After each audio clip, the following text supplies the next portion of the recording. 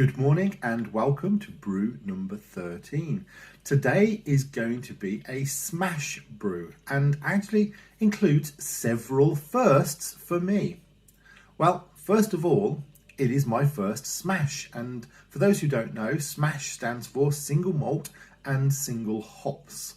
So there are a couple of pros and cons to doing a SMaSH brew.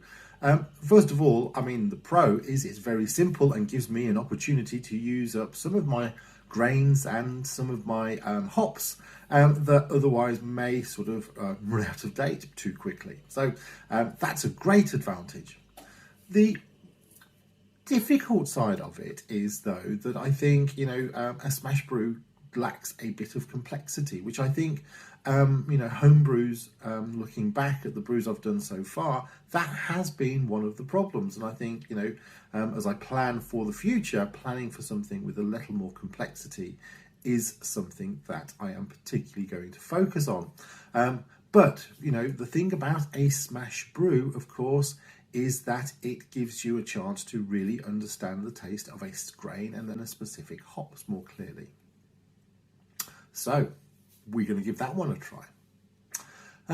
But I did say there were several firsts, and one of the other firsts that this brew is also going to include is I've started to understand a little more about water chemistry. We are going to start with pure distilled water as our starting point and then build up the water chemistry from there. The water chemistry that we're going to build up is going to be an English IPA and includes Epsom salts, which is magnesium sulfate, some calcium chloride, and also some calcium sulfate. And in the right quantities, which we will mix out for the mash and for the sparge.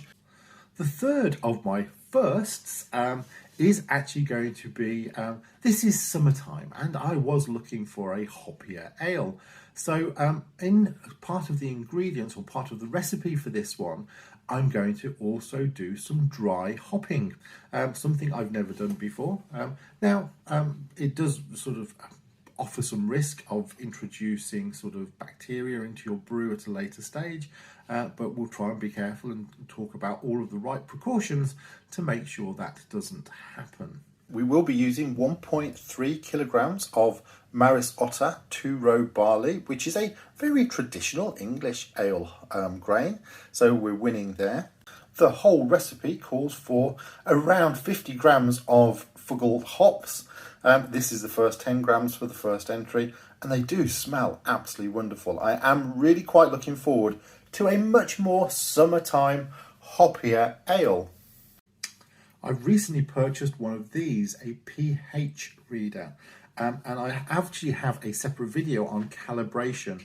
I did use this for the first time uncalibrated quite recently, and I'm not certain that the readings I got off it were correct. But now these are calibrated, and I will do a separate video. I did record the calibration steps on the pH meter. That's going to be an interesting new tool in our toolkit alongside the water chemistry.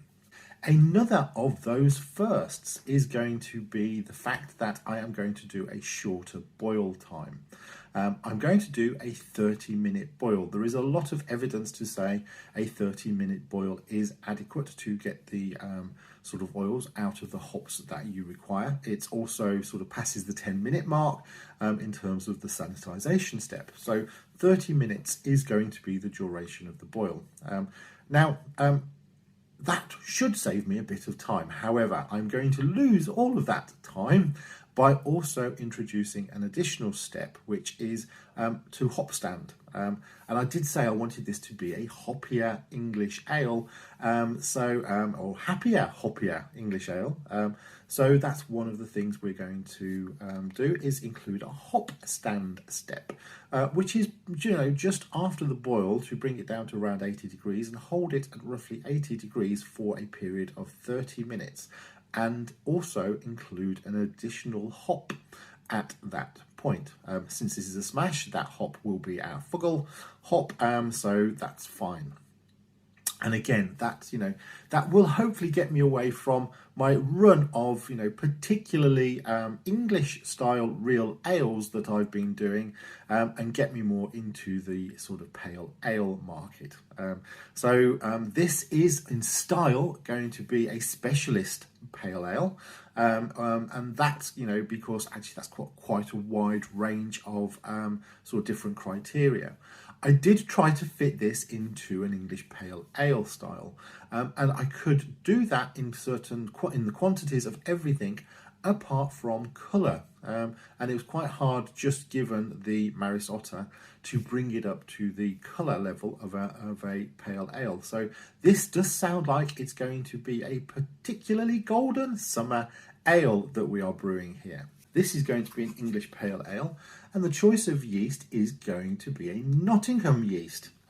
The advantage of a Nottingham yeast, I've not used this one before, so I'm interested to try it out, but the use of a Nottingham yeast is actually because it's quite a neutral yeast, and is more well known for accentuating things like hop sort of flavours, which is what we want to do in a SMaSH beer. Given the lack of complexity, trying to bring through those hop additions is really important. I do fear that in my quantities of this Fuggled Otter pale ale, effectively what I have is quite a few hops, 50 grams in total, so hopefully that's not massively over hopping it, but there is certainly a danger of that. The fun of this, after all, is to try new and different flavours.